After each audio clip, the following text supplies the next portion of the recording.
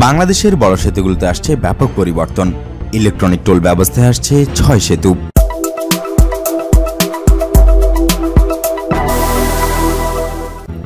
Toll আদায়ে গতি বাড়াতে ইলেকট্রনিক পদ্ধতি চালু করতে যাচ্ছে সড়ক পরিবহন ও মহাসড়ক বিভাগ। অভিন্ন র্যাপিড পাস ব্যবহার করে আদায় হবে দেশের বিভিন্ন সেতুর টোল।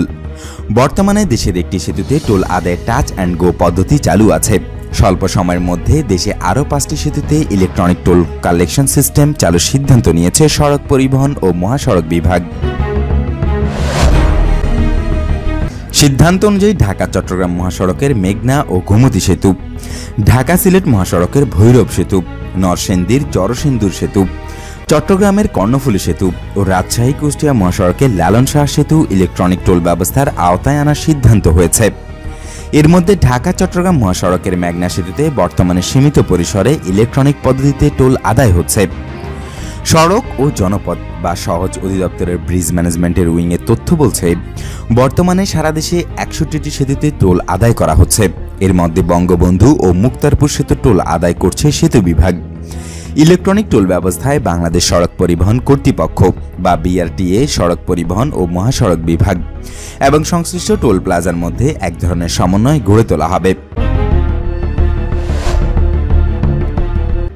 সমন্বিত ব্যবস্থায় সেতুর টোল প্লাজায় বিআরটিএ থেকে যানবাহনের ভেহিক্যাল ট্যাগ আইডি, নিবন্ধন নম্বর, শ্রেণী, এক্সেল ইত্যাদি সহ বিভিন্ন তথ্য সরবরাহ করা হবে। এইসব তথ্য টোল প্লাজা সার্ভারে সংরক্ষিত থাকবে। এর ভিত্তিতে কোন যানবাহন ইলেকট্রনিক টোল বুথে দাঁড়ানোর পর স্বয়ংক্রিয়ভাবে এটির তথ্য সংগ্রহ করে টোল নির্ধারণ করবে। টোল দিতে হবে র্যাপিড পাস ব্যবহার করে। বর্তমানে র্যাপিড পাসে একসঙ্গে সর্বোচ্চ ২০০০ টাকা রিচার্জের ব্যবস্থা রয়েছে। এটিকে বাড়িয়ে ২০,০০০-এ উন্নীতের পরিকল্পনা রয়েছে মহাসড়ক বিভাগের। মহাসড়ক বিভাগের কর্মকর্তারা বর্তমানে টোল আদায়ের এই র্যাপিড পাস সিস্টেমকে জনপ্রিয় করতে চাইছেন। বিষয়টি সম্পর্কে জানতে চাইলে মহাসড়ক বিভাগের যুগ্ম সচিব toll and axle Mohammad Shafiqul Karim বলেন, র্যাপিড পাস জনপ্রিয় করে তুলতে সবচেয়ে জরুরি হচ্ছে এটি সম্পর্কে পরিবহন চালক ও মালিকদের সচেতন করা। পাশাপাশি কার্ডটির প্রয়োজনীয় সুযোগ সুবিধা সহজলভ্য করে তুলতে হবে। আর্থিক লেনদেনের জন্য এই কার্ডের সঙ্গে ব্যাংকের সমন্বয় ব্যবস্থা করতে হবে।